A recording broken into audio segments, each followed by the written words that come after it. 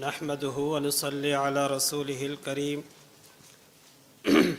أما بعد فأعوذ بالله من الشيطان الرجيم بسم الله الرحمن الرحيم يا بني آدم خذوا زينتكم عند كل مسجد صدق الله العظيم اللهم صل على محمد وعلى آل محمد كما صليت على إبراهيم وعلى آل إبراهيم إنك حميد مجيد اللهم بارك على محمد وعلى آل محمد كما باركت على إبراهيم وعلى آل إبراهيم إنك حميد مجيد۔ آج کا ہمارا موضوع ہے سر کو ڈھانپ کر نماز پڑھنا۔ ہمیشہ بات یاد رکھا کریں، جب بھی کبھی کہیں بات کرنے کی ضرورت پڑ جائے تو اپنا موضوع خود منتخب کیا فرمایا کریں۔ آپ اپنا موضوع خود بتایا کریں کہ ہمارا موضوع یہ ہے، اور اپنا نظریہ بتایا کریں نہ کہ غیر کا۔ بعض لوگ ایسے ہوتے ہیں جو وہاں سے صرف بات آ جاتی ہے تو ہمارے ساتھیوں کے ذہن میں بھی یہی بات بیٹھ جاتی ہے شاید موضوع یہ ہے، حالانکہ ایسے نہیں ہوتا۔ آپ نے جس موضوع پہ تیاری کی ہے، آپ نے جس موضوع پہ دلائل سمجھے ہیں، اسی موضوع اسی نظریے پہ بات کرنے کی کوشش فرمایا کریں۔ اب یہ مسئلہ ہے سر ڈھانپ کر نماز پڑھنا۔ یہ مسئلہ یہ نہیں ہے کہ سر کو ننگا کر کے نماز پڑھنا جائز ہے یا نہیں جائز نہیں ہے، ایسے نہیں ہے۔ تو ہمیشہ یاد رکھو، بعض مرتبہ ایسا ہوتا ہے کہ رفع دین کا مسئلہ ہوتا ہے تو ہمارے ساتھی کہتے ہیں بھائی رفع دین کا مسئلہ، حالانکہ رفع دین کا مسئلہ نہیں ہے، یہ ہے ترک رفع دین کا۔ ہم رفع دین نہیں کرتے، کیوں نہیں کرتے، اس کے دلائل یہ۔ تو کسی بھی موضوع پر آپ بات کرنے کی جب بھی موقع مل جائے، اور نہیں کسی باطل سے ضروری نہیں ہے، اپنی مسجد اپنے محلے میں اپنے بچوں کو جب بھی کبھی سمجھائیں، جہاں بھی سمجھائیں، اپنوں کو سمجھائیں، تب بھی موضوع یہ بتائیں کہ ہم رفع دین نہیں کرتے، اس کے دلائل یہ ہیں۔ ہم سر ننگا کر کے نماز نہیں پڑھتے، اس کے دلائل یہ نہیں۔ ہم یہ کہیں کہ ہم سر ڈھانپ کر نماز پڑھتے ہیں، اس کے دلائل یہ ہیں۔ ہمارے نظریے پہ یہ موقف ہے۔ تو انشاءاللہ آپ کے مقتدی، آپ کے طلباء، آپ کے محلے کے بندے آپ کے مسئلے کو اچھی طرح یاد کر سکتے ہیں، کیوں سب سے پہلی بات ہوتی ہے کہ ہمارے مسئلے میں ہمارا نظریہ کیا ہے۔ جب نظریہ سمجھ میں آ جائے گا تو دلائل سمجھ میں نہ آئیں تب بھی کوئی ٹینشن نہیں ہوتی۔ دلائل بندہ بعد میں بھی بتا سکتا ہے، کم از کم اس بندے کو اتنا تو پتہ ہونا چاہیے کہ ہمارا مسئلہ کیا ہے۔ سب سے پہلی بات یہ کہ ہم کوشش یہ کریں کہ اپنا موضوع جو ہے یہ اس کو اچھی طرح منتخب کر کے پھر بات کی ابتدا کریں۔ اور آپ جب بھی کسی اہل باطل سے بات کرو گے تو اس کی کوشش یہ ہوتی ہے کہ اس چیز کا انکار کر کے عوام کے اندر یہ باور کرانے کی کوشش کرتا ہے کہ یہ ان کا مسئلہ ٹھیک نہیں ہے۔ اب آپ اسی فائل کے اندر دیکھیں گے بہت سے ایسے غیر مقلد جو ان کے بڑے بڑے ہیں، وہ بھی یہ کہتے ہیں کہ بھئی ننگے سر نماز پڑھنا یہ خلاف ادب ہے، خلاف سنت ہے، اور انہوں نے کئی طرح سے اس کا رد فرمایا ہے کہ یہ بات ٹھیک نہیں ہے، ادب کے خلاف ہے، سستی اور کاہلی کی وجہ سے ہو تو یہ بھی ٹھیک نہیں ہے۔ بہرحال ان کے موقف آگے آئیں گے۔ تو ان کے اکابر جب یہ بات مانتے ہیں کہ سر ننگا کر کے نماز نہیں پڑھی جائے، تو آیا کہ یہ کیوں اسے کوشش کرتے ہیں تاکہ ہم ننگے سر نماز پڑھیں اور لوگوں کو بتائیں؟ آخر ان کے پاس کیا دلائل ہیں؟ آخر انہوں نے کون سی چیز دیکھ لی جس کی وجہ سے انہوں نے اپنا نظریہ ان سے چینج کر لیا جو ان کے اکابر بھی ہیں؟ تو میں آپ کو سمجھانے کے لیے کہوں گا کہ انہوں نے ان سے اپنے بڑوں سے جو انحراف کیا ہے، ان سے جو چینج کیا اپنا نظریہ، ان کو چھوڑ کر انہوں نے اپنی بات منوائی ہے۔ اس کی وجہ صرف بغض اناد ہے اور کچھ بھی نہیں ہے۔ کیوں؟ آپ دیکھیں شیطان کو جب بھی آپ کوئی نیک کام کریں گے شیطان کہے گا نہیں، آپ جوان ہیں عبادت کریں، کہتا بڈھا ہو جائے پھر تہجد میں اٹھنا ابھی کیا ضرورت ہے، ابھی طالب علم میں پڑھ رہے ہیں، ابھی شیطان وساوس ڈالے گا، چھوڑ، جب آگے چل کر خود ہی آ جائے گا، درجہ ثانیہ ثالث رابعہ میں خود ہی آ جائے گا، کوئی مسئلہ نہیں۔ یہ آپ کو شیطان وساوس ڈالتا رہے گا یہاں تک کہ جب آپ مولوی بن جائیں گے، عالم بن جائیں گے، اس کے بعد جب کتاب اٹھائیں گے ہمیں عجیب لگے گی، ارے یار یہ بات تو مجھے سمجھ میں نہیں آ رہی، اب کیا کروں۔ اس کے لیے رات استاد محترم مفتی شبیر احمد صاحب سے ہم بیٹھے ہوئے تھے تو انہوں نے ایک بات بہت اچھی بیان فرمائی کہ ہم لوگ ایسے ہیں کہ اگر کسی بات کا جواب بن جائے تو ہم شیر بن جاتے ہیں. جب کسی بات کا جواب بن جائے تو ہم شیر بن جاتے ہیں, اور اگر جواب نہ بنے کہتے چھوڑو کیا ضرورت ہے اسے اختلاف پڑھنے کی. استاد نے بہت اچھی بات مجھے بہت پسند آئی, اور واقعی بھی ایسے ہی, اور یہ چھوٹوں کا نہیں, ہر ایک کا مسئلہ ہے. بھائی جب بات بن جاتی ہے, جواب آتا ہے, ہم شیر ہو جاتے ہیں, اور جواب نہیں آتا کیا ضرورت ہے اس کی, اس اختلاف کو چھیڑنے کی کیا ضرورت ہے. بھائی ضرورت ہے, یہ ہم نہ آلیں کہ ہم اس کو آگے چلاتے نہیں ہیں. میں اپنے بات کروں, میں نہ آلوں کہ میں اس کو آگے نہیں چلاتا, میں آگے اپنے ساتھیوں کو بتاتا نہیں ہوں, یہ میری کمزوری ہے, مجھے ماننا چاہیے. تو اسی لیے یہ بات یاد رکھیں کہ وہ کوشش یہ کرتے ہیں کہ ان کو کس طرح, ان کو یہ بغض اور اناد کی وجہ سے ہوتا ہے نا, جب ان کے اکابر مانتے تو یہ کیوں نہیں مانتے, اس لیے کہ ہم کیسے بتائیں کہ ہم ان سے دور ہیں, یہ حنفیوں سے ہم الگ ہیں, یہ کیسے پہچان ہوگی.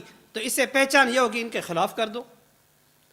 یہ لوگ امام کے پیچھے قرات کرتے ہیں, وہ کرتے ہیں, ہم نہیں کرتے, تو اسی میں جدا جدا ہو گئے. بھائی وہ کہتے ہیں بھائی ہم غیر مقلد کہتے ہیں ہم تو امام کے پیچھے جو علمت پڑھتے ہیں, فاتح پڑھتے, یہ لوگ حنفی نہیں پڑھتے. بھائی دونوں باتیں جدا ہو گئی نا, ہم 8 رکعت تراویح پڑھتے, وہ 20 پڑھتے, جدا ہو گیا. تو اسی طرح اس مسئلے میں انہوں نے جدا کیسے ہونا تھا, بہت کوشش کے باوجود, بہت کوشش کر کے آخر یہاں پہنچے کہ انہوں نے کہا کہ اس مسئلے کو کیسے تیار کریں. پھر ان کے حال ہی میں ایک کتاب تیار ہوئی ہے, عبد الرحمن صاحب نے تیار کی ہے, جو غیر مقلد ہیں. انہوں نے صفحہ نمبر 14 پہ لکھا ہے کہ ننگے سر نماز پڑھنا سنت رسول اللہ صلی اللہ علیہ وسلم ہے. اب پہلی دعویٰ دیکھنا, پہلی دعویٰ ان کی جو بتا رہا ہوں کہ وہ کہتے ہیں کہ سر ننگا کر کے نماز پڑھنا سنت رسول اللہ ہے. پھر صفحہ نمبر 23 پہ لکھتے ہیں کہ اس مسئلے میں وسعت ہے, سر ڈھانک کر بھی سنت ہے اور نہ ڈھانکنا بھی سنت ہے. پہلی بات صفحہ نمبر 14 پہ کہا کہ نہ ڈھانکنا یہ سنت ہے, پھر کہتا ہے دونوں سنت ہے, ڈھانکے تب بھی سنت نہ. تو پھر اس سے پوچھا کہ کتاب لکھنے کی ضرورت کیا تھی, جب یہی بات کہنی تھی تو اس کو ضرورت کیا تھی. یہ موقف تو ہم بھی کہتے ہیں, اگر کسی بندے نے, دیکھو بات سمجھنا, اگر کسی بندے نے کسی وجہ سے اس کے پاس کپڑا نہیں تھا, کوئی مجبوری تھی, کوئی عذر تھا, اور اس کے سر پہ ٹوپی وغیرہ نہیں تھی, تو نماز پڑھی ننگے سر, تو گنجائش ہے. بھائی اس کے پاس کچھ شاید اس نے پڑھی تو اس میں گنجائش تو ہے, باقی سستی کی وجہ سے, کاہلی کی وجہ سے اس نے کی, تو پھر ہم بھی کہتے ہیں کہ خلاف ادب ہے, خلاف سنت ہے, مکروہ ہے, ناپسندیدہ ہے. پھر تو ہم بھی کہتے ہیں کہ سستی اور کاہلی کی وجہ سے. اور ان کے لوگ میں نے اپنے آنکھوں سے دیکھے ہیں, جب کپڑا لیں گے نا, میں نے اپنے آنکھوں سے ایسے لوگوں کو بھی دیکھا ہے, کپڑا پہنیں گے نا سوٹ کے مطابق ٹوپی پہنتے ہیں تاکہ خوبصورت نظر آئے, اور جب وہی لوگ مسجد میں جا رہے ہوتے ہیں نا, اس ٹوپی گھر پہ چھوڑ کے پھر جا رہے ہوتے ہیں.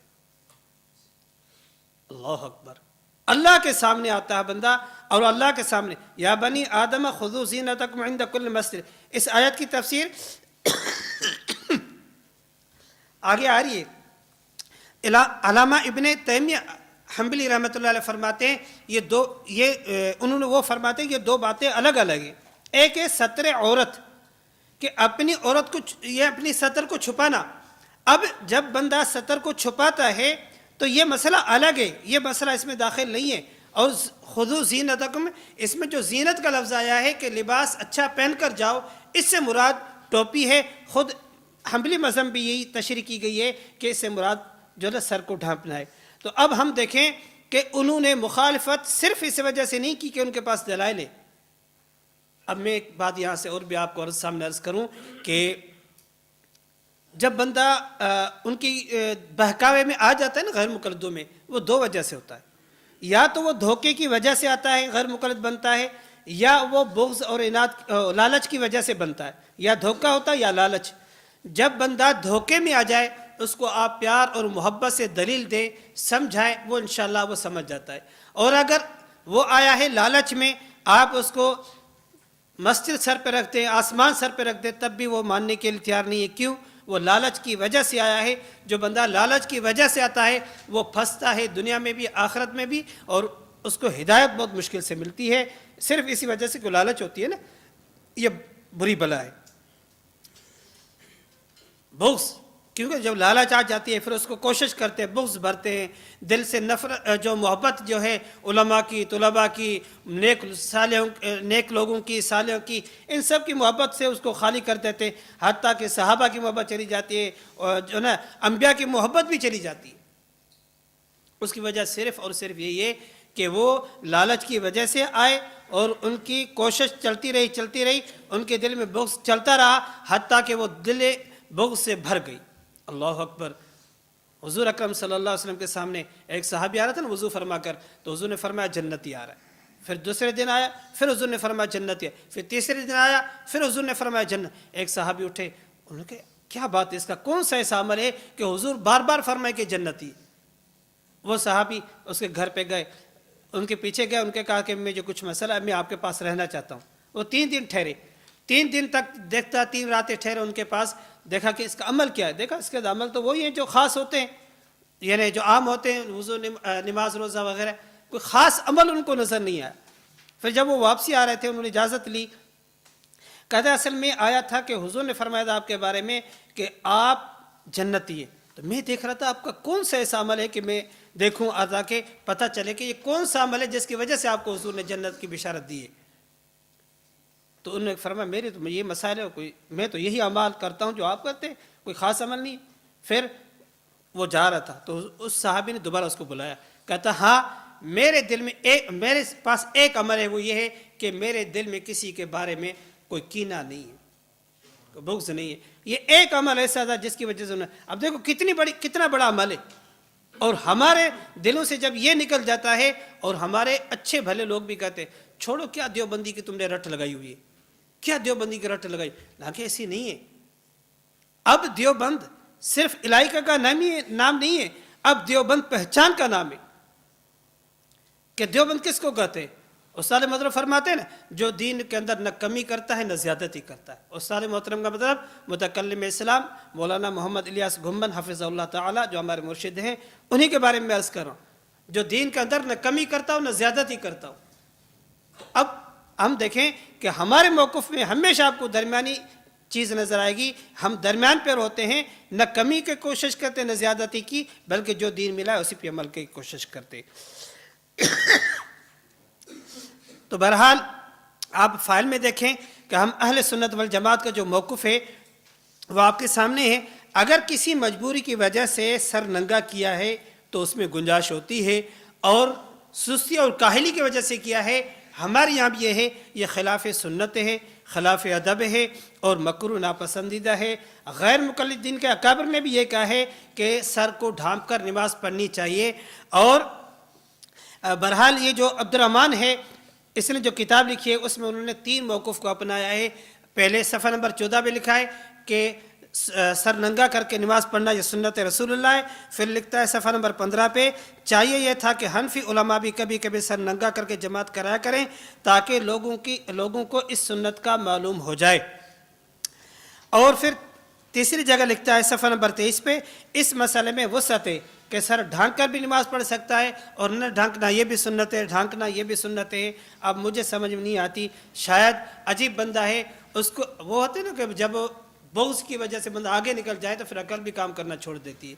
अब उसको ये पता नहीं चला कि मैं लिख क्या रहा हूँ। मैं तो साथियों ये कहता हूँ कि अल्लाह ने बातिल को ऐसे फंसाया कि उनकी ज़बान में जब भी कुछ कहा है वो फंसा ही अपनी ज़बान में, वो चाहे बरेलियत हो, गैर मुक़ल्लिद हो, कादियानियत हो, शियत, किसी भी बातें अहले बातिल में से हो, वो अपने ज़बानों में ही फंसे, अपने किताबों में ही फंसे। इसीलिए बाकी मौज़ूआत पर तो अल्हम्दुलिल्लाह आपका साथ सबक पढ़ा रहे हैं तो उसमें बातें आ रही हैं। तो पहली हमारी दलील क्या है, या बनी आदम खुदू ज़ीनतकुम इंद कुल्लि मस्जिद, इस आयत के सूरत अल-आराफ आयत नंबर 31 के अंदर मौजूद है। और अल्लामा इब्न तैमिया रहमतुल्लाह अलैह जो हम्बली हैं वो फरमाते हैं कि इसमें 2 चीज़ें अलग अलग है, एक है सतर का छुपाना और एक है कि ज़ीनत को इख्तियार करना। ये ज़ीनत इख्तियार करना ये मुराद इससे है, न कि मुराद ये है कि हम सतर को छुपाएं। ये तो वैसे ही फ़र्ज़ है, ये तो अगर किसी बंदे के पास कोई कपड़ा नहीं है, सिर्फ सतर छुपाए तब भी नमाज हो जाएगी। और یہ حنبلی مذہب کے خود وہ تفسیر فرماتے ہیں، ابو الحسن التیمی رحمۃ اللہ فرماتے ہیں اگر ایک کپڑا ہو نماز کے لیے کافی ہے، اور 2 کپڑے ہوں تو بہتر ہے، اور اگر 4 کپڑوں میں نماز پڑھی جائے تو زیادہ کامل ہوگی نماز۔ اور 4 کپڑے کیا ہیں؟ قمیص، پاجامہ، پگڑی اور تہبند، یہ 4 کپڑے، قمیص، پاجامہ، پگڑی اور تہبند، یہ 4 کپڑے ہیں، 4 کپڑوں سے نماز پڑھی جائے۔ خود حنبلی مذہب یہ فرماتا ہے کہ اس سے نماز کامل ہو جاتی ہے۔ شیخ الاسلام الشیخ محمد زاہد بن ابن الحسن یہ ایک وہم کا شبہ بتا رہے ہیں کہ بعض لوگ کہتے ہیں کہ یہ آیت اس لیے ہے کہ لوگ ننگے ہو کر طواف کرتے تھے کعبۃ اللہ کا، یہ اس کے لیے نازل ہوئی ہے، جبکہ یہ بات ٹھیک نہیں ہے۔ کیوں؟ یہ استنباط کے جو بنیادی اصول ہے اس سے بات بہت دور ہے کہ یہ بات مانی جائے کہ بھائی یہ صرف اس کام کے لیے ہے جو وہ لوگ ننگا ہو کر طواف کرتے تھے، یہ ان کو منع کرنے کے لیے ہے، حالانکہ ایسی بات نہیں ہے۔ یہ اسی پر ہے کہ یہ جتنے بھی تمام مسالک کے جتنے بھی حنبلی ہوں، شافعی ہوں، حنفی جتنے بھی ہیں، سب اسی کو بات کو مانتے ہیں کہ سر کو ڈھانپ کر نماز پڑھنی چاہیے، وہ ٹوپی، قمیص، پاجامہ وغیرہ پگڑی کے اندر نماز پڑھنی چاہیے، سب اسی پہ متفق ہیں۔ اس لیے اس آیت کو خاص کر دینا کہ جو یہ ان لوگوں کے لیے جو لوگ ننگا ہو کر طواف کرتے تھے، یہ بات ٹھیک نہیں ہے۔ اور شیخ محمد بن صالح یہ فرماتے ہیں کہ قرآن مجید میں جو آیت ہے یا بنی آدم خذوا زینتکم عند کل مسجد، اس سے کم از کم درجہ جو یہ ہے کہ 70 کو چھپانا، اور فضیلت میں جب ہم آپ بات کریں تو اس سے مراد مزید زینت کو اختیار کرنا ہے، اور زینت کو اختیار کرنا ہے۔ کیوں؟ اب ہم دیکھیں کہ بادشاہوں کے محل میں کسی بڑے کے سامنے جاتے ہوئے کوئی بندہ اپنا سر ننگا کرنا یہ عار محسوس کرتا تھا، آج کل تو رسم ہو گیا اور کچھ نہیں ہے۔ ورنہ ہم تھوڑا وقت پہلے بھی دیکھیں، اگر کسی مرد کا بھی سر ننگا ہوتا تھا تو لوگ اس کو برا محسوس کرتے تھے، لوگ اس کو برا محسوس کرتے تھے۔ کسی نے یہاں تک بھی لکھا ہے کہ سر ننگا کرنا یہ نحوست میں شامل ہے، یہ نحوست میں شامل ہے۔ وہ کسی اللہ والے کا کسی بزرگ نے مجھے ہمارے علاقے کے انہوں نے واقعہ بتایا کہ کسی اللہ والے سے کسی نے کہا کہ ہمارے علاقے میں کچھ لوگ آئے ہیں۔ اب یہ دیکھو اس بات سے اندازہ لگائیں کہ اس میں نحوست کتنی بن جاتی ہے۔ کہ اس نے کہا کہ ہمارے پاس کچھ لوگ نئے آئے ہیں پڑوس میں، اور وہ بہت شریر لوگ ہیں، ہم کیا کریں، اور ہم پھنس گئے ان سے۔ تو اس اللہ والے نے کہا ٹھیک ہے، آپ اسے جب ان کے گھر سے یوں گزرنا ہو تو سر ننگا کر جاؤ۔ کہتا ہے کہ کچھ دن ہی گزرے، وہ آپس میں لڑ کے چلے گئے۔ کہتا ہے ہم یہ بات سمجھ نہیں، ہم نے دوبارہ اپنے بڑے اللہ والے سے پوچھا کہ یہ بات کیا تھی، انہوں نے کہا سر ننگا کرنا اتنا بڑی نحوست ہے۔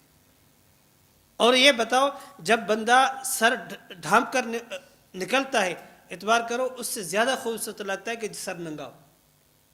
یہ خوبصورتی نہیں ہے، یہ صرف رسم بن گئی ہے، حالانکہ ایسی بات نہیں ہے۔ تو اس لیے یہ بھی وہی فرماتے ہیں کہ سر کو کسی بندہ کسی بڑے کے پاس جاتا ہے، اس کی مثال آج کل یہی ہے، اگر آپ کسی بڑے کی محفل میں جائیں اور آپ کا موبائل بج جائے تو آپ کو کتنی تکلیف ہوتی ہے۔ ارے اللہ اکبر، میں اپنے مرشد کے پاس آیا تھا اور موبائل بج پڑا ہے، میں بھول گیا اس کو، یا نماز میں کھڑے ہوتے۔ تو اس کی مثال بھی ایسی ہے۔ دیکھو کہ بندہ جب کسی بڑے کے سامنے جاتا ہے سر ڈھانپ کر جائے اللہ کے سامنے تو بطریق اولیٰ۔ حضرت عبداللہ بن عمر رضی اللہ تعالیٰ عنہ نے اپنے غلام حضرت نافع کو دیکھا کہ وہ ننگے سر نماز پڑھ رہے تھے، تو ان کو بلایا کر فرمایا کہ آپ یہ پسند کرو گے کہ لوگوں کے سامنے آپ ننگے سر جاؤ؟ کہتا نہیں۔ تو کہتا پھر اللہ کے سامنے آپ کیسے آئے؟ اللہ کے دربار میں آپ آئے اور سر ننگا؟ تو معلوم ہوا کہ یہ بات ٹھیک نہیں ہے کہ سر ننگا کر کے بندہ جائے۔ اور غیر مقلد جناب نذیر حسین دہلوی جو ہے وہ بھی یہ فرماتے ہیں، اس آیت کی تفسیر یا بنی آدم خذوا زینتکم عند کل مسجد سے ثابت ہوتا ہے کہ ٹوپی اور امامہ سے نماز پڑھنا اولا ہے، کیونکہ لباس سے زینت ہے۔ اگر امامہ یا ٹوپی رہتے ہوئے سستی کی وجہ سے سر ننگا کر کے نماز پڑھی تو یہ مکروہ ہے۔ اب ان کے خود بڑے لکھتے ہیں جب یہ مکروہ ہے، اور تب بھی اس کو ان لوگوں کو سمجھ بھی نہیں آتی۔ کیوں؟ ان کے یہاں یہ ہوتا ہے جب بندہ زندہ ہو تو یہ بہت بڑا ہوتا ہے، جب فوت ہو جائے کہتے ہیں ہم نے کوئی اس کی تقلید کی ہے۔ جب زندہ تھا تو کہتے ہیں بس ہمارا شیخ الکل فی الکل یہی ہے، جب فوت ہو جائے کہتے ہیں ہم نے کوئی اس کا کلمہ پڑھا تھا، ہم نے کوئی اس کی تقلید کی تھی۔ آپ بتاؤ وہ مجتہد گیا، یہ دوسرا نیا مجتہد پیدا ہو گیا، ایک شیطان گیا دوسرا نیا شیطان آ گیا. ان کے یہاں یہی ہوتا ہے. کبھی بھی آپ یہ نہیں دیکھو کہ وہ یہ کہتے کہ ہمارے بڑوں نے ہمیں یہ سکھایا ہے، کبھی نہیں کہو. انہوں نے ہمیں یہ کہا کہ ہم یہ کرتے، میں یہ کرتا. میں نے ایک کتاب لکھی اور ان میں اکثر آپ دیکھو گے ڈاکٹر پروفیسر انجینئر جو عقل سے خالی ہوتے وہ آ کر شروع کرتے کام. کبھی ان کی کتاب پہ آپ نے عالم بہت کم دیکھا ہوگا. بہرحال اور ایک مقام پہ غیر مقلد جناب نذیر حسین یہ بھی لکھتے ہیں کہ احکم الحاکمین نے اپنے دربار میں حاضری ہونے کی نسبت سے یہ حکم کیا ہے کہ یا بنی آدم خذوا زینتکم عند کل مسجد، یعنی تم لوگ ہر نماز کے وقت اپنے کپڑے لے لیا کرو، یعنی کپڑے پہن کر نماز پڑھا کرو. اور کپڑے میں عمامہ بھی داخل ہے، کیونکہ عمامہ یہ ایک مسنون کپڑا ہے. خود ان کے بڑے لکھتے. اور ایک جگہ ان کا غیر مقلد اور ہیں عبید اللہ خان عفیف، وہ لکھتے ہیں یا بنی آدم قد انزلنا علیکم لباسا یواری سوآتکم وریشا و لباس التقوی. ایک آیت یہ اور ایک آیت خذوا زینتکم عند کل مسجد. کہتے ان دونوں آیتوں سے جو لباس زینت کا لباس ہے، اس پورے لباس سے مطلب یہی ہے کہ اس میں 3 کپڑے ہیں، وہ پگڑی، تہبند اور قمیص. یہ پورا لباس ہے. کوئی بندہ کچھ بھی مراد لے کہتا ہے اس سے مراد پورا لباس ہے، اور پورا لباس 3 چیزیں ہیں کہ وہ پگڑی ہے، تہبند ہے اور قمیص ہے. یہ پورا لباس ہے. ہماری دوسری دلیل، پہلی دلیل تو یا بنی آدم خذوا زینتکم عند کل مسجد. دوسری دلیل حوال بن حجر رضی اللہ تعالیٰ کی روایت ہے. وہ فرماتے ہیں کہ رأیت النبی صلی اللہ علیہ وسلم واصحابہ، وہ فرماتے ہیں کہ میں حضور اکرم صلی اللہ علیہ وسلم کو میں نے دیکھا کہ آپ علیہ السلام نماز پڑھ رہے تھے اور سردی کا موسم تھا. میں نے دیکھا کہ وہ ٹوپیاں پہنے ہوئے تھے اور چادریں اوڑھی ہوئی تھی اور ان کے ہاتھ اس کے اندر تھے، اور میں نے ان کو اس حال میں دیکھا. تو یہ نماز پڑھ رہے تھے اور اس چادر کے اندر ہاتھ ہونا سردی کا موسم ہے اور سر پہ ٹوپیاں پہنی ہوئی. اس حدیث میں یہ ذکر ہے جو حضرت وائل بن حجر رضی اللہ تعالیٰ، یہ مسافر صحابی تھے، تو وہ بھی یہ فرماتے ہیں. دلیل نمبر 3 حضرت فلتان بن عاصم. اب آپ یہ کہیں گے رأیت النبی، یہ پہلی حدیث بھی دیکھی آپ نے. اب تیسری دلیل جو ہماری یہ دیکھا تھا فلتان بن عاصم کی. اس میں اتیت النبی صلی اللہ علیہ وسلم فرأیتہم یصلون. اس میں یصلون کا لفظ اوپر والی میں نہیں تھا. اگر کوئی بندہ یہ بھی اعتراض کر سکتا ہے سے اوپر والی آپ کی دلیل نہیں بن سکتی کیونکہ اس میں نماز کا لفظ نہیں تھا، تو معلوم ہے کہ دونوں کا خلاصہ ایک ہی تھا. دونوں کا خلاصہ ایک ہی ہے کہ وہ بھی فرماتے ہیں کہ میں نے حضور کو دیکھا، اور یہ بھی فرماتے ہیں ہم نے حضور اکرم صلی اللہ علیہ وسلم اور صحابہ کو دیکھا کہ وہ چادریں اوڑھے ہوئے اور ٹوپیاں پہنے ہوئے نماز پڑھ رہے تھے. ان کے ہاتھ سردی کی وجہ سے چادروں کے اندر تھے. دلیل کے باوجود بھی اگر نہ مانے تو اس کو آپ اور ہم سمجھا نہیں سکتے. دلیل نمبر 4 حضرت انس بن مالک رضی اللہ تعالیٰ عنہ سے روایت ہے شمال ترمذی میں. وہ فرماتے ہیں کان رسول اللہ صلی اللہ علیہ وسلم، کہ حضور اکرم صلی اللہ علیہ وسلم جو ہے سر مبارک پر کثرت سے تیل لگایا کرتے تھے اور داڑھی مبارک میں کثرت سے کنگھا کیا کرتے تھے اور سر پر کثرت سے کپڑا اوڑھا رکھتے تھے، یہاں تک کہ آپ کا وہ کپڑا ایسا محسوس ہوتا تھا گویا کہ تیلی کا کپڑا. وہ جو تیل کے اندر کام کرنے والے ہوتے ہیں ان کا کپڑا بالکل تیل میں گیلا ہو جاتا ہے. تو فرمایا اسی کی طرح کہ آپ علیہ السلام تیل کثرت سے لگایا کرتے تھے. اب دیکھو جب تیل لگایا کرتے تھے، آگے ایک حدیث دیکھ لیں دلیل نمبر 5 حضرت انس بن مالک رضی اللہ تعالیٰ سے بھی یہ ہے تاریخ بغداد میں. وہ فرماتے ہیں کہ میں نے رسول اللہ صلی اللہ علیہ وسلم سے زیادہ کسی کو ہمیشگی کے ساتھ سر ڈھانپتے ہوئے نہیں دیکھا، حتیٰ کہ آپ کا رومال تیلی کے رومال کی طرح لگتا تھا. اب بار بار اس کا ذکر آیا کہ حضور تیل لگایا فرمایا کرتے تھے.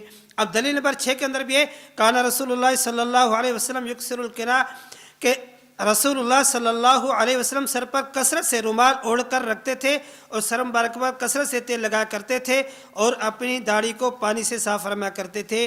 اس سے معلوم ہوتا ہے کہ حضور کے 3 کام مستقل تھے. وہ جو سر پہ کپڑا رکھتے تھے یہ تیل کی وجہ سے نہیں رکھتے تھے. کوئی بندہ یہ آپ سے کہہ سکتا ہے حضور تو سر پہ کپڑا اسی لیے رکھتے ہیں کہ تیل لگایا کرتے تھے اس وجہ سے، حالانکہ نہیں، کہ آپ نے ان حدیث میں دیکھا کہ یہ حضور کے کام مستقل تھے. 3 کام. نمبر 1 جو حضور ہمیشہ سر ڈھانپ کر رکھتے تھے، نمبر 2 تیل لگانا، نمبر 3 داڑھی کو صاف رکھنا. یہ 3 کام حضور کی زندگی کے مستقل تھے. ہمیشہ حضور اکرم صلی اللہ علیہ وسلم اس پر عمل کرتے تھے، تو اسی لیے ہمیں بھی چاہیے کہ ہم بھی اس پہ عمل کریں، اور اگر کبھی بات کرنے کی ضرورت پڑ جائے، اگر کوئی ایسا بندہ ہو ان کو سمجھائیں، اور ہمارے خصوصاً یہ جو جمعے میں لوگ آتے ہیں ان سے درخواست بھی کی جائے کہ سر ننگا کرنا یہ سنت کے خلاف ہے، حضور کا سنت یہ نہیں ہے۔ کیوں؟ دین ہمارے عقل کے تابع نہیں ہے کہ جیسے ہم کہیں ویسے ہو جائے، ایسے نہیں ہے۔ اب دیکھو ہم سر ننگا کریں گے، حضور کی سنت کے خلاف ورزی ہوگی۔ برائے مہربانی تمام ساتھی کوشش کریں کہ سر پہ کپڑا اوڑھ کر رکھیں تاکہ نماز مکمل ہو جائے، تو انشاءاللہ اسے ساتھی اہتمام فرمایا کرتے ہیں۔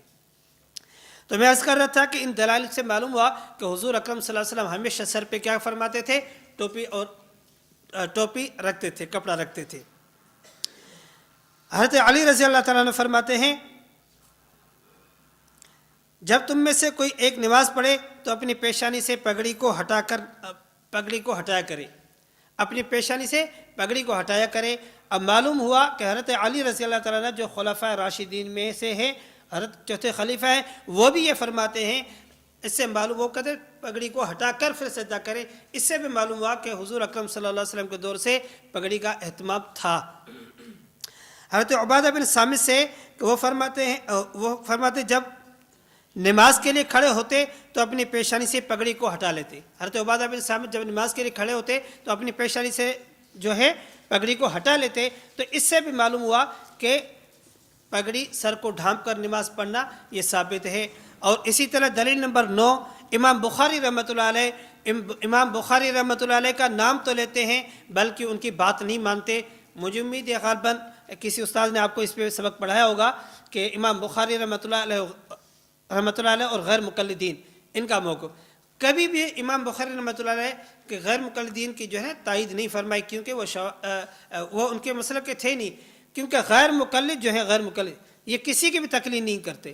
تو ہم اہل سنت والجماعت جو کہلاتے ہیں، ہمارے اندر تو چاروں داخل ہیں، وہ چاہے حنفی ہو، مالکی ہو، شافعی ہو، یہ چاروں مذاہب جو ہے ہمارے اہل سنت والجماعت میں شامل ہیں، یہ اس سے شامل نہیں ہے۔ اس کی وجہ یہ کسی کی تقلید نہیں کرتے، تو اسی لیے ہم کہتے ہیں اگر شوافع رفع دین کرتے ہیں ان کا جائزہ ان کا جائزہ، اس لیے کہ یہ تقلید کی وجہ سے نہیں کرتے، یہ بغض اور عناد کی وجہ سے کسی حدیث، اس کا مسئلہ یہ ہوتا ہے کہ یہ کوشش یہ کرتے ہیں کوئی ایک حدیث مل جائے، بس وہ صحیح ہو غلط ہو کیسی ہو یہ اپنی جگہ، کوئی ایک حدیث ہمارے سامنے آ جائے جس میں حنفیوں کی مخالفت ہو، اس کو پکڑ کر ہم نے اپنا مسئلہ خود ہی ثابت کرنا ہے۔ اللہ تعالیٰ سمجھنے کی توفیق عطا فرمائے۔ تو امام بخاری رحمۃ اللہ علیہ فرماتے ہیں صحیح اپنی بخاری کے اندر کہ حضرت حسن بصری رحمۃ اللہ علیہ فرماتے ہیں قوم یعنی صحابہ کرام زمین گرم ہونے کی وجہ سے جب سجدہ کرتے تھے تو ہمارا عمامہ اور ٹوپی پر سجدہ کرتے تھے، اس وجہ سے کہ ہماری طرح ان کے پاس اس طرح سہولت موجود نہیں تھی اس وقت، تو اس وجہ سے زمین گرم ہوتی تھی تو اپنی ٹوپی وغیرہ پر بھی سجدہ کرتے تھے زمین گرم ہونے کی وجہ سے۔ مصنف ابن شیبہ میں ہے امام حسن بصری رحمۃ اللہ سے روایت ہے کہ حضرت صلی اللہ علیہ وسلم اور صحابہ کرام رضی اللہ عنہم اجمعین نماز میں سجدہ کرتے تھے تو ان کے ہاتھ کپڑوں میں ہوتے اور ان میں سے کوئی آدمی اپنی ٹوپی اور پگڑی پر سجدہ کرتا تھا، اور اس کی وجہ یہ جو اوپر ذکر ہوئی ہے کہ زمین کے گرم ہونے کی وجہ سے ٹوپی اور اپنی پگڑی پہ سجدہ کرتے تھے تکلیف سے بچنے کے لیے۔ دلیل نمبر 10، حضرت عبداللہ فرماتے ہیں کہ میں نے حضرت اسود کو دیکھا کہ وہ اپنی چادر کے ساتھ جڑی ہوئی ٹوپی میں نماز پڑھ رہے تھے اور سجدہ بھی اسی میں کر رہے تھے، اور میں نے عبد الرحمن بن یزید کو شامی لمبی ٹوپی میں نماز پڑھتے ہوئے اور سجدہ کرتے ہوئے دیکھا۔ اب دیکھو 10 دلیلیں آ گئی ہیں صرف اس بات پر کہ سر کو ڈھانپنا چاہیے۔ اب 10 دلائل کے باوجود بھی اگر وہ نہ مانے تو ان کو کون سمجھائے۔ ان غیر مقلدوں کا آپس میں بھی بہت سارا اختلاف ہوتا ہے نا، تو وہ بعض کہتے ہیں کہ کرنا چاہیے کام، وہ بعض کہتے ہیں نہیں کرنا چاہیے۔ ہمارے علاقے میں ایک مسجد ہے، ان کا آئے دن لڑائی ہوتی ہے، کئی مرتبہ ان کی مسجد پہ پولیس وغیرہ کھڑی ہوئی ہے، مسجد بند رہی ہے کئی دن۔ اب اس وقت علاقے والوں نے فیصلہ کیا روز بروز ایک ہی مسجد ان کی ہے، چند لوگ نمازی ہیں، اور وہ فیصلہ کیا علاقے والوں نے اور ایس ایچ او وغیرہ نے کہ بھائی کیا کرنا چاہیے، مسئلہ کیسے حل ہو۔ پھر ہمارے دیوبندی حضرات کو انہوں نے کمیٹی میں شامل کیا ہے، اس کے بعد ان کی مسجد اب جا کے کھلی ہے۔ تو ان کے روز آئے دن لڑائی، وہ کہتے جماعت الدعوہ نہ ہے، وہ کہتے غرباء اہل حدیث نہ ہے، تو بہرحال ان کے آپس میں لڑائیاں چلتی رہتی ہیں۔ تو یہ بات یاد رکھیں، آپ اپنے علاقے میں کام کیسے کریں گے اس کو ذہن میں رکھیں کہ ہم نے فوراً سے فٹ سے فتویٰ جو نا اپنے مسئلے کو آگے نہیں پھیلانا، ہم یہ کوشش کریں سب سے پہلے ان کو نہیں، ہم اپنے ساتھیوں کو اپنا مسئلہ بتا دیں، اپنے ساتھیوں کو اپنا مسئلہ بتا کے ہمارا مسئلہ کیا ہے، ہم سر ڈھانپتے ہیں اس پر یہ دلائل ہے۔ جب آپ کا مقتدی، آپ کے علاقے کا بندہ جب کسی اور مسجد میں جا کر نماز پڑھنے جائے گا، وہ خود بخود ان کو دیکھ کر برا محسوس کرے گا۔ ہمارے پاس ایک ساتھی وہاں علاقے میں آتا ہے، وہ بیچارہ بوڑھا آدمی ہے، تو وہ ان کے بچے ان غیر مقلدوں کے پیچھے نماز پڑھتے ہیں۔ وہ خود ابھی کی بات ہے مجھے کہہ رہا تھا، یہ عجیب لوگ ہیں، داڑھی اتنی بڑی اور سر ننگا، ان کو شرم نہیں آتی، خود کہہ رہے۔ میں نے کہا عجیب، دیکھو ان کے بیٹے ان کے پاس پیچھے نماز پڑھتے ہیں، وہ خود کہہ رہے اتنی بڑی داڑھی، یہ لوگ ننگے سر نماز پڑھتے کیسے؟ ان کو اس بوڑھے کے اوپر سر پہ ہمیشہ رومال کا پٹکا بندھا ہوتا ہے، رومال سے سر کو ڈھانپا ہوتا ہے۔ کہتے ہیں ان کو کیسے عجیب لوگ ہیں، اتنی بڑی داڑھی اور سر ننگا، عجیب لگتے ہیں مسجد میں۔ میں نے کہا دیکھو اللہ نے کیسے لوگوں کو سنت کا اہتمام بتا دیا ہے۔ یہ بڑی عمر والا بھی یہ کہتا ہے کہ یہ بات غلط ہے، اور خود عقل بھی یہ کہتی ہے کیسی گندی بات ہے۔ اس لیے اگر وہ کرے وہ بھی غلط ہے، اگر ہم میں سے کوئی بندہ خام کا سر ننگا کر کے گھومتا رہے، یہ بات بھی غلط ہے۔ تو اس لیے ہمیں چاہیے سر کو ڈھانپ کر رکھیں اور سنت کا اہتمام فرمایا کریں۔ اب مذاہب اربعہ کے حوالہ جات۔ حنفی مسلک کے متعلق کچھ باتیں یہ ہیں کہ مستحب یہ ہے کہ خوبصورت کپڑوں میں نماز ادا کی جائے، یعنی قمیص، تہبند اور پگڑی، خوبصورت لباس یہ ہے، اس کے اندر نماز ادا کی جائے۔ اگر سر ڈھانپنے کے لیے کپڑا موجود ہو، اس کے باوجود اسے محض اہمیت نہ دیتے ہوئے ننگے سر نماز پڑھے تو یہ مکروہ ہے۔ ہمارے یہاں خام خواہ اس نے سر ننگا کیا ہے، کوئی وجہ بھی نہیں ہے، تو یہ مکروہ ہے، اس سے بچنا چاہیے۔ اب ہمارے جو ساتھی سر ننگا کرتے ہیں تو اس کو ہمیں سمجھانا چاہیے، بھائی سے نماز مکروہ ہو جاتی ہے، سنت کے خلاف ہے، تو انشاءاللہ ساتھی مان جاتے ہیں۔ مذہب مالکی کے اندر ہے کہ مرد کے حق میں سنت یہ ہے کہ وہ شرعی طریقے کے مطابق اپنے جسم کو ڈھانپے، اور اللہ کے احکام کی بجاوری کے پیش نظر یہی بات مطلوب ہے۔ پھر بیان کردہ طریقے کے مطابق پگڑی باندھ کر سر کو ڈھانپا جائے، جیسا کہ اس کا تذکرہ پہلے ہو چکا ہے۔ معلوم ہوا کہ امام مالک رحمۃ اللہ علیہ مالکی مذہب کے اندر بھی یہی ہے کہ سر کو ڈھانپ کر نماز پڑھی جائے۔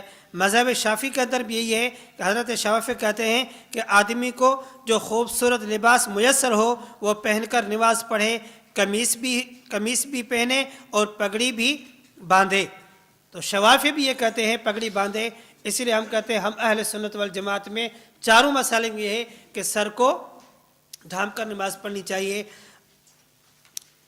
ایک شبہ آگے آئے گا تو بھائی وہ ایک شبہ یہ بھی دیتے ہیں کہ بھائی طواف جب ہم کرنے جاتے ہیں اور حرم کے اندر تو اس وقت جو سر ننگا ہوتا ہے، اس سر ننگا کرنا یہ جو ہے زیادہ خشوع اور خضوع کے قریب ہے، اس لیے ہم سر ننگا کرتے ہیں۔ کیونکہ بھئی حرم میں جب جاتے ہیں وہاں حج عمرے میں یہ حکم ہوتا ہے کہ آپ نے سر ننگا کرنا ہے، اور یہ خشوع کی علامت ہے، اس لیے ہم سر ننگا کرتے ہیں۔ بھئی یہ آپ کا شبہ ٹھیک نہیں ہے۔ کیوں؟ اگر آپ کہتے ہیں یہ شبہ ٹھیک ہے اور یہ اسی وجہ سے ہم کرتے ہیں، یہ خشوع کے زیادہ قریب ہے۔ ایک بات یہ کہ ہم کہتے ہیں الذین هم فی صلاتہم خاشعون، اس آیت کی تفسیر خشوع اور خضوع کی نماز پڑھنی ہے، تو پھر اس آیت کی تفسیر یہ ہے کہ نماز میں رفع دین نہیں کرنی چاہیے۔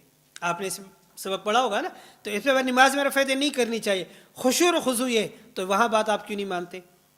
اور یہاں پر آپ کو بات سمجھ میں آ گئی، خشوع اور خضوع یہ ہے کہ ہم سر ننگا کرے نماز پڑھیں، یہ اس میں زیادہ خشوع اور خضوع ہے، جبکہ یہ بات ٹھیک نہیں ہے۔ اگر سر ننگے کرنے میں زیادہ خشوع ہے تو رفع دین کو چھوڑنے میں بھی زیادہ خشوع ہے نا، اس میں بھی وہاں پر الذین فی صلاتہم خاشعون یہ بات نہیں مانتے۔ نمبر دو، وہاں جو یہ شریعت کا ایک اصول بتایا گیا ہے اور وہ شریعت کے ارکان میں سے ہے، اور یہاں پر یہ نہیں ہے، وہ تو ایک خاص عبادت ہے، اس کے لیے خاص حکم دیا گیا ہے، اور یہاں نماز میں یہ حکم تھوڑی دیا گیا ہے خاص۔ اسی لیے بات سمجھ میں آ گیا، اس کی تفصیل آپ کی اس فائل میں موجود ہے، میں نے اسی لیے آپ کو تھوڑا سا اشارہ کر دیا کہ یہ شبہ بھی پیش کرتے ہیں، اس کی تفصیل بھی آپ کی اس فائل میں موجود ہے کہ یہ نہ ہو کہ ٹائم پورا ہو جائے یہ بات رہ جائے. اور حنبلی مذہب کے اندر بھی یہی ہے. وہ فرماتے ہیں آزاد غلام کے لیے 2 کپڑوں میں نماز پڑھنا مستحب ہے، اور بعض علماء نے اس پر اجماع نقل کیا ہے. ابن تمیم وغیرہ نے کہا ہے کہ پگڑی کے ساتھ سر کو چھپانے کے علاوہ 2 کپڑے مراد ہیں. اب سر کو چھپانے کے علاوہ 2 کپڑے مراد ہیں، معلوم ہوا کہ ان کے یہاں بھی سر ڈھانپ کر نماز پڑھنی چاہیے.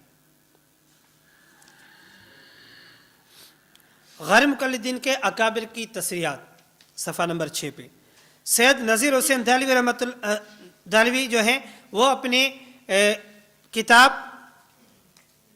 انہوں نے لکھا ہے کہ اس میں کلام نہیں کہ امامہ کے ساتھ نماز پڑھنا افضل ہے، کیونکہ رسول اللہ صلی اللہ علیہ وسلم اور صحابہ اور ان کے بعد عام طور پر امامہ کی موجودگی میں امامہ کے ساتھ نماز پڑھتے تھے. امام مالک رحمۃ اللہ علیہ فرماتے ہیں کہ میں نے رسول اللہ صلی اللہ علیہ وسلم کی مسجد میں 70 کے قریب آدمی دیکھے جنہوں نے سر پر پگڑیاں باندھ رکھی تھی، اور ان میں سے ایک اس درجے کا آدمی تھا کہ اگر اسے بیت المال پر امین بنایا جائے تو امین ثابت ہوگا. علماء نے یہ بھی لکھا ہے کہ نماز امامہ کے ساتھ مستحب اور افضل ہے.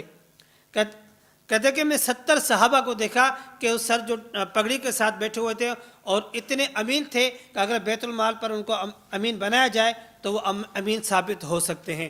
کہ اتنے بڑے قابل بندے تھے جن کے سر ڈھانپے ہوئے تھے پگڑیوں کے ساتھ. یہ سید نذیر حسین دہلوی لکھتے ہیں. اور اس کے علاوہ آگے لکھتے ہیں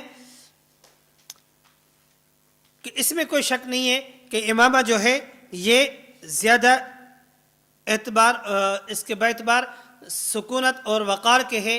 اس سے بندہ زیادہ وقار سے لگتا ہے اور خوبصورت لگتا ہے. میں تو خود کہتا ہوں طلباء سے علماء سے کوشش کیا کریں کہ پگڑی باندھا کریں، اس سے بندہ عالم اچھا طرح لگتا ہے کہ واقعی بندہ عالم ہے. اور اس کا اہتمام اگر میں اور آپ نہیں کریں گے تو کون کرے گا؟ اس کا اہتمام فرمائیں گے انشاءاللہ.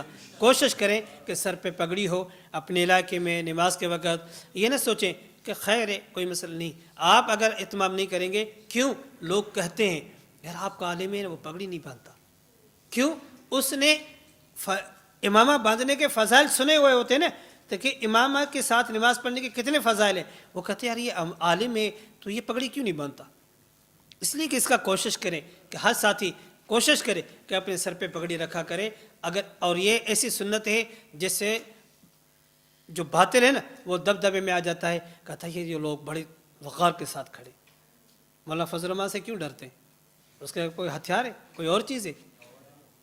استاد جی گورنمنٹ صاحب سے کیوں ڈرتے ہیں؟ وہ جب پگڑی باندھ کے جب اترتے ہیں نا میدان میں، پھر ان کو پتہ چلتا ہے کہ کوئی شیر آیا ہے. الحمدللہ ہم سفر میں تھے، ایک بندہ آیا، ایک ہاتھ سے سلام کیا، ہم بیٹھے تھے، ایک ہاتھ سے سلام کیا. جب استاد جی نے اس کو دلائل سمجھائے، ہم ایسے کمرے میں بیٹھے ہوئے تھے نا، استاد جی نے اس کو دلائل سمجھائے، الحمدللہ جب اٹھا تو دونوں ہاتھوں سے سلام کر کے پھر گیا. اسی طرح کئی مسائل. ہمارے علاقے میں ایک جگہ غیر مقلدوں کا بہت زور تھا، لوگ بہت پریشان تھے. الحمدللہ استاد جی بیان فرما رہے، استاد جی وہاں کئی سفر ہوئے، 2-3 سفر ہوئے. اب الحمدللہ اس علاقے میں وہ خاموش ہو گئے. ایک مرتبہ ایسے ہی ہوا کہ استاد جی بیان فرما رہے تھے، بیان کے دوران ان کی اذان شروع ہوئی. جب ان کی اذان شروع ہوئی، استاد جی بیان میں لگے رہے. استاد جی دیکھ رہے تھے کہ اب ساتھیوں کو تھوڑا سا، کیونکہ بالکل قریب تھی ان کی مسجد، تب آواز بھی فل آ رہی تھی. استاد جی اپنے بیان میں لگے جوش تھے. جب ان کی اذان پوری ہوئی تو اس نے فرمایا آپ کو میں دیکھ رہا ہوں کہ آپ بہت پریشان ہیں. مولوی کہتے ہیں جب اذان ہو تو خاموش ہو جاؤ، اور یہ مولوی خاموش نہیں ہوتا. بھائی وقت سے پہلے اذان نہیں ہوتی. اس پہ جو لوگوں نے جو سبحان اللہ کہی، اور اس علاقے میں الحمدللہ بہت اچھا کام ابھی چل رہا ہے. اور اس علاقے کے ابھی 3-4 ساتھی ایسے ہیں جو یہاں کے متخصص بھی ہیں. تو میں عرض کر رہا تھا جب بندہ اپنے وقار کے ساتھ کھڑا ہوتا ہے نا، پھر بندہ لگتا ہے کہ ماشاءاللہ بہت سنت کا اہتمام. ویسے بھی سنت کا اپنا روب ہے تو اس کا اہتمام فراہم کریں. اور اس علاقے میں جب استاد جی نے یہ جواب دیا نا، پھر لوگ الحمدللہ اور زیادہ خوش ہو کہ واہ. بہرحال ایسے ہمارے علاقہ صوبہ سندھ کے کئی کارگزاریاں ہیں، استاد محترم کی کئی کارگزاری ہیں، جہاں بھی الحمدللہ بیانات ہوئے، لوگ پریشان ہوئے، ان کی پریشانی دور ہو گئی.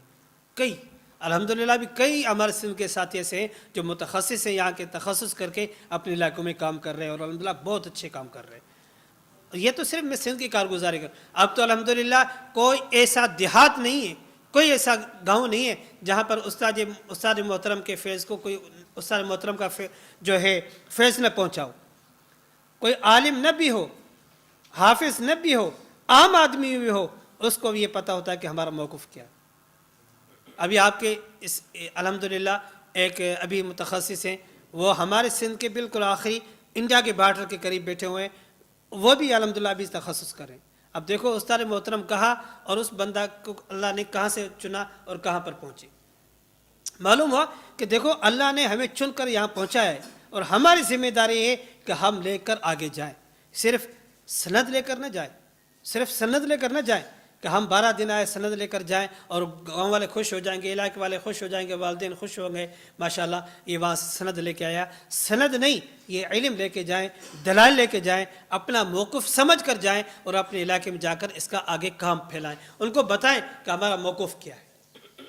اور یہ بات ضروری نہیں ہے کہ ہم باطل کا نام لے کر کام کریں، ہم کسی کا نام لے کر کام کریں۔ ہم یوں بھی کام کر سکتے ہیں کہ ہم اپنی مسجد میں اپنا موقف مثبت انداز میں بیان کریں کہ ہمارا موقف کیا ہے، ہمارا عقیدہ کیا ہے، ہم اپنا بتا دیں، بس باطل کو نہ چھڑیں۔ جب آپ اپنا ہی بتا دیں گے نا، جب اس کو کوئی چھڑنے والا آ بھی جائے گا تو وہ پہلے ہی کہے گا نہیں میرے مولوی صاحب نے یہ کہا تھا، میں پہلے اس سے معلوم تو کروں۔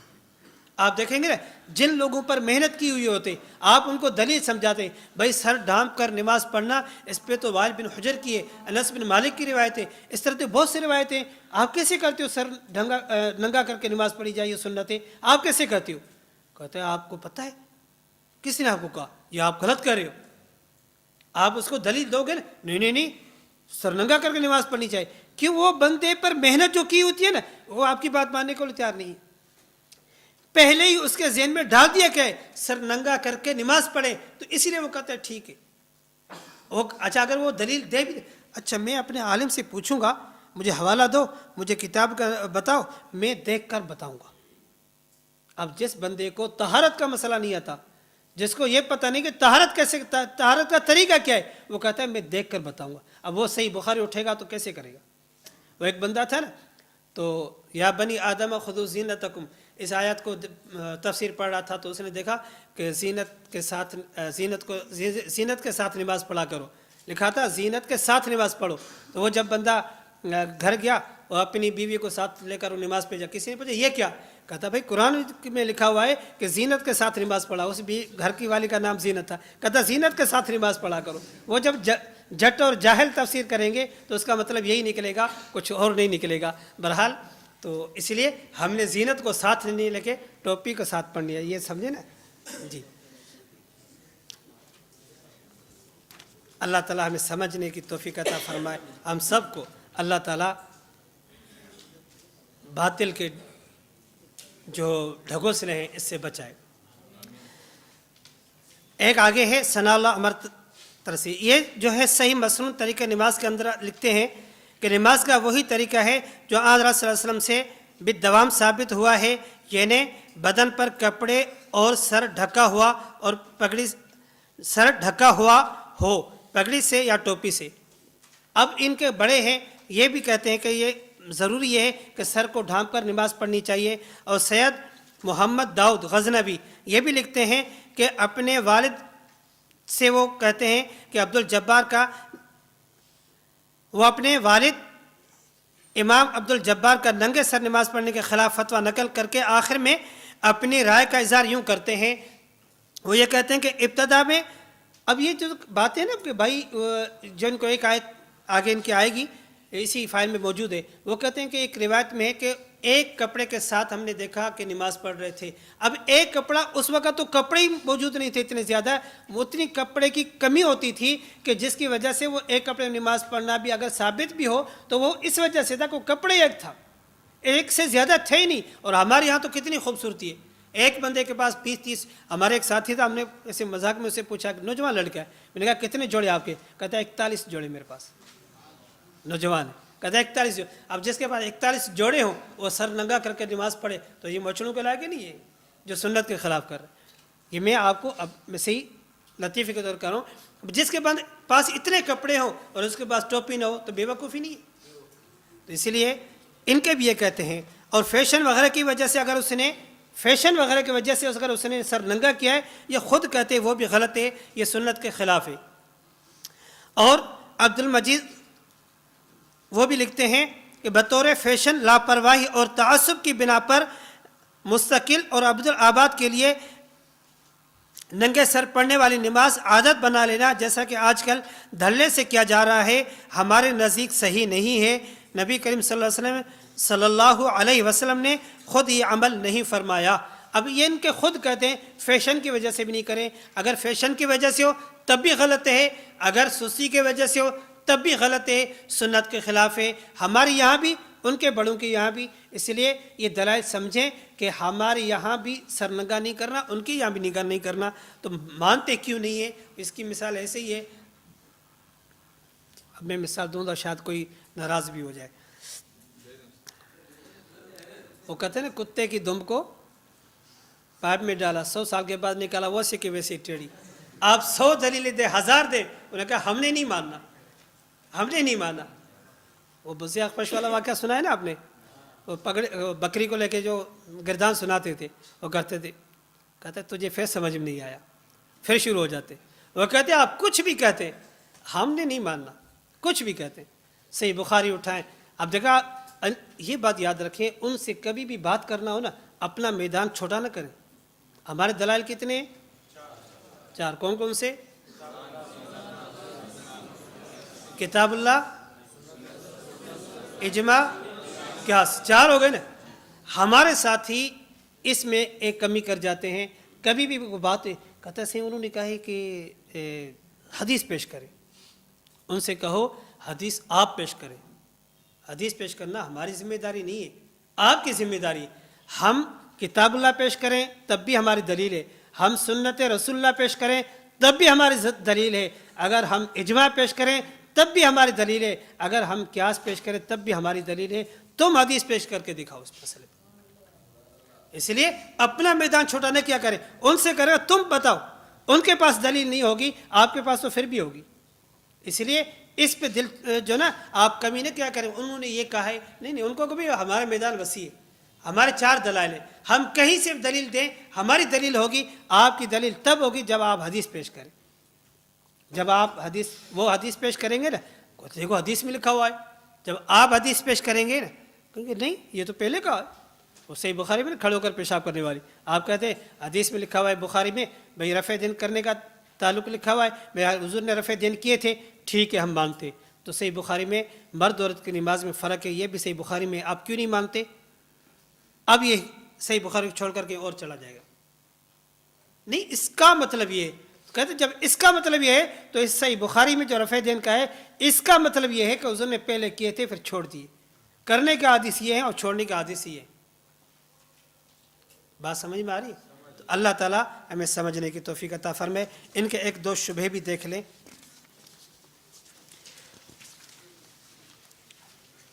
صفحہ نمبر 10 پر موجود ہے ان کے کچھ شبہات.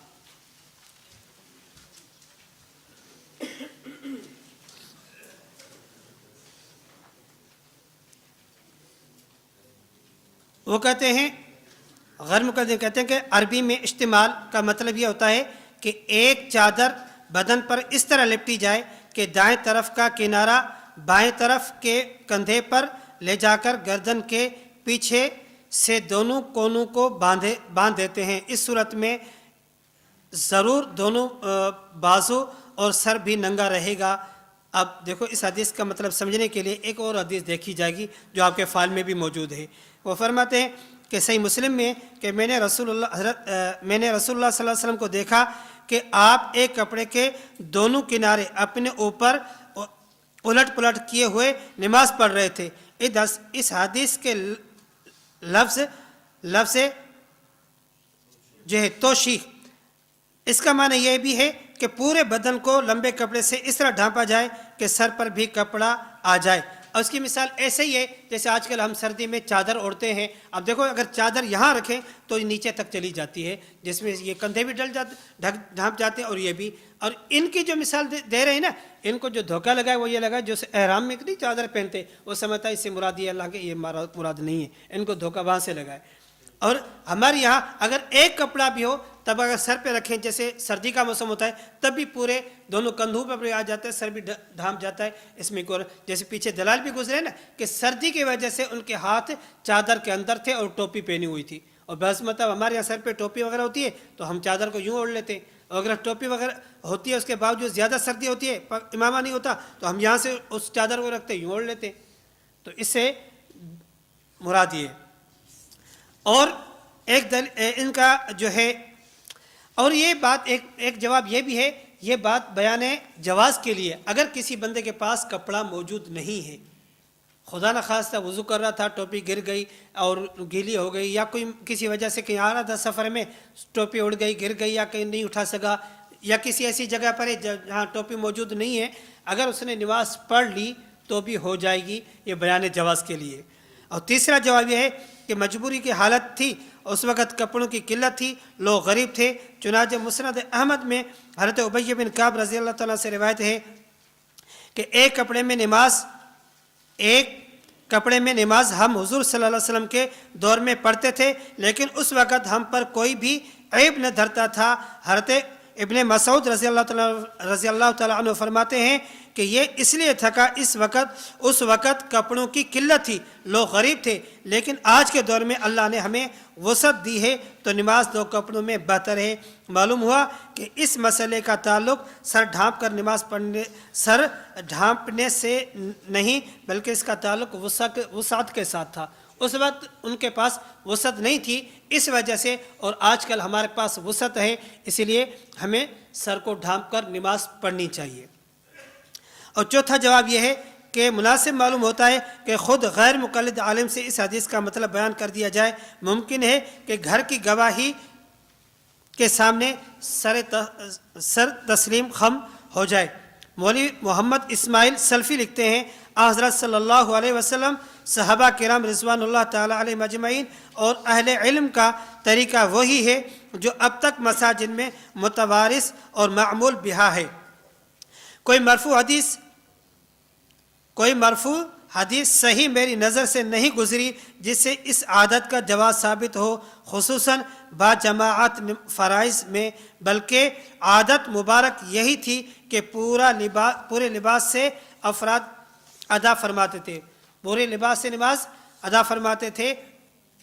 عام ذہن کے لوگوں کو فی ثوب واحد اس قسم کے احادیث سے غلطی لگی ہے کہ ایک کپڑے میں نماز ادا کی جائے تو سر ننگا رہے گا، حالانکہ ایک کپڑے کو اگر پوری طرح لپٹا جائے تو سر ڈھانکا جا سکتا ہے. غرض کسی حدیث سے بھی بلا عذر ننگے سر نماز کی عادت اختیار کرنا ثابت نہیں. محض بے عملی یا بد عملی یا کسی وجہ سے یہ رواج پڑ رہا ہے، بلکہ جہلا تو اسے سنت سمجھنے لگے ہیں. فتویٰ علماء حدیث بھی یہ لکھتے ہیں کہ اس کو جہلا سنت سمجھتے ہیں، عقل والے نہیں، علم والے نہیں. تو معلوم ہوا کہ اس کو اگر جو سنت کہے وہ عقل والا نہیں ہے، عالم نہیں ہے، بلکہ جاہل ہے. خود ان کو کہتے، ہم نہیں کہتے، یہ ان کے گھر کی گواہی ہے. ایک اور شبہ یہ کہتے ہیں کہ فقہ کی کتابوں میں، آپ کی فقہ کتاب میں کہ سر کو ننگا کرنا نماز پڑھے تو درست ہے. اس کا خلاصہ یہی ہے، اصل یہ ہمارے یہاں بھی جیسے گنجائش ہے نا کہ بھئی اگر کسی نے سر ننگا کر کے پڑھ لی کسی مجبوری کی وجہ سے تو جائز ہے. اس کا مطلب یہی ہے، یہ مطلب نہیں ہے کہ ہر حال میں سر ننگا کر کے نماز پڑھنی ہے. بہرحال آج کا جو موضوع ہے وہ یہی ہے، سر کو ڈھانپ کر نماز پڑھنا، جس پر آپ کے سامنے دلائل گزرے ہیں. اس کو سمجھیں اور ہمیشہ یاد رکھیں، اپنا موقف صحیح سمجھیں اور صحیح سمجھانے کی کوشش فرمایا کریں. بعض مرتبہ ہم تھوڑی سی غلطی کرتے ہیں، ہماری تھوڑی سی غلطی کی وجہ سے آگے ہمارا نام بدنام ہو جاتا ہے، ہمارا نہیں، ہمارا اکابر کا نام بدنام ہو جاتا ہے کہ ان کے بڑے ہیں ہی ایسے. اس لیے جب بھی کام کریں، کہیں بھی کریں، اپنی یہ کوشش کریں کہ کہیں میری وجہ سے ہمارے دیوبند کا نام تو بدنام نہیں ہو رہا، کہیں میری سستی کی وجہ سے ہمارے علماء کا نام تو بدنام نہیں ہو رہا. اس کی کوشش فرمایا کریں، اپنے موقف کو صحیح یاد کیا کریں، اپنے موقف کو صحیح سمجھایا کریں۔ آپ سے بہت سے لوگ پوچھتے ہیں بھائی آپ اپنے آپ کو دیوبندی کہتے ہیں، کیوں کہتے ہیں؟ آپ سیدھی بتا کر، ہم دیوبندی اس لیے نہیں کہتے ہمارے علاقے کی وجہ سے، وہ جو علاقے کی طرف ہے دیوبند اس کی وجہ نہیں، ہم دیوبندی اسی لیے کہتے ہیں کہ ہم دین کے اندر نہ کمی کرتے ہیں نہ زیادتی کرتے ہیں۔ پھر آپ حنفی کیوں کہتے ہیں؟ ان سے کہو ہم امام ابو حنیفہ رحمۃ اللہ علیہ کی تقلید کرتے ہیں، جس کی بشارت ہمیں قرآن اور احادیث سے معلوم ہوتی ہے، اس وجہ سے وہ ہے نا وآخرین منہم لما یلحق بہم، اور اس کی آیت صحیح بخاری میں موجود ہے کہ حضرت امام جلال الدین سیوطی رحمۃ اللہ جو بہت بڑے محدث ہیں وہ بھی فرماتے ہیں اس سے مراد امام ابو حنیفہ رحمۃ اللہ علیہ۔ تو جب ہماری اگر نسبت ہو بھی جائے تو ہم سینہ تان کر کہیں ہم بالکل ٹھیک ہیں۔ اسی طرح کے بہت سے جو نا سوالات جوابات میں ہوتے ہیں، تو ہم کوشش کریں کہ اپنے کسی بھی موضوع پر جب بات کرنی ہو، اگر بات نہ بھی کرنی ہو، اب کچھ بہت ایسے ہیں جو طلباء ہیں، آپ ابھی سے تیاری کریں، جب ان سیاستہ کے اندر جہاں بھی یہ مسئلہ آ جائے تو اس کو صحیح سمجھنے کی کوشش کریں۔ مسئلہ رفع دین آ گیا، آپ فائل اٹھائیں، اس پہ دیکھیں ہمارا موقف کیا ہے، ہمارے دلائل کیا ہے، پھر سبق پڑھنے میں مزہ آتا ہے۔ ہم مطالعے کی کوشش کرتے نہیں ہیں، پہلے سمجھتے نہیں ہیں، پھر جب سبق آتا ہے پھر سوچتے ہیں ابھی کیا کرنا ہے۔ اس سے پہلے سمجھیں کہ ہمارا موقف کیا ہے۔ ہمارے یہاں ایک استاد محترم کا خلیفہ مجاز ہیں، مولانا نور محمد صاحب سندھ کے شیخ الحدیث سے، وہ یہاں آئے تھے 12 دن کے دورہ تحقیق المسائل میں۔ جب یہاں سے واپسی گئے، میری اس سے گپ شپ ہوئی، انہوں نے ایک بات بہت اچھی فرمائی، بڑی عمر کے اور شیخ الحدیث ہیں، انہوں نے کہا جب مجھے کسی مسئلے پہ سبق پڑھانا ہوتا ہے نا، اہم مسئلہ جو اختلافی ہوتا ہے، کہتے ہیں میں استاد محترم کا بیان سنتا ہوں، پھر فائل دیکھتا ہوں، پھر جا کے سبق پڑھاتا ہوں۔ اب یہ استاد جو بڑی عمر کے شیخ الحدیث ہیں، یہ اس کی بات بتا رہا ہوں۔ تو اسی طرح ہم بھی کوشش کریں، جو ہم میں سے اساتذہ بیٹھے ہیں اس کی کوشش کریں ہم اپنے موقف پہ صحیح تیاری کر کے پھر آگے جائیں، ایسے نہ ہو کہ ہمارے طلباء کو پتہ ہی نہ ہو۔ تو انشاءاللہ کوشش کریں گے، اور آپ کے ساتھی جو طلباء ہیں ان سے گزارش کروں گا کہ کوشش کیا کریں جو آپ یہاں پڑھ کے جاتے ہو نا، اپنے ساتھیوں کے ساتھ تکرار میں ضرور رکھا کریں۔ اپنے ساتھیوں کو بٹھا کر، جیسے جمعرات جمعہ چھٹی ہوتی ہے، آپ اپنے ساتھیوں کو بٹھا کر اس موضوع پر ان کو تکرار کروا کریں، انشاءاللہ یہ مسئلہ آپ کو ازبر اچھی طرح یاد ہو جائے گا، پھر آپ مستقل ایک امام بن جائیں گے۔ ورنہ ہمارے نوجوان کہتے ہیں کہ ہم جلدی سے بڑے بن جائیں، جلدی سے بڑے بن جائیں۔ بھائی جلدی سے بڑا بندہ نہیں بنتا، اس پر زندگی لگتی ہے، اس پر زندگی لگتی ہے۔ ایک بندہ 40 سال سے محنت کر رہا ہے، استاد محترم کی تقریباً غالباً 48-47 سال عمر ہے غالباً، تو اب جس بندے نے 47-48 سال لگائے، آج اگر وہ اوپر آ گیا، عروج پر آ گیا، تو اس کی عمر بھی دیکھو نا، مشقت بھی دیکھو نا۔ آپ بھی تھوڑی سی تکلیف برداشت کریں گے، محنت کریں گے، کوشش کریں گے، تو انشاءاللہ آج نہیں کل انشاءاللہ آپ بھی اس میدان میں ہوں گے کہ لوگ آپ سے رجوع کریں گے۔ تو انشاءاللہ کوشش کریں گے نا، اللہ تعالی ہمیں عمل کی توفیق عطا۔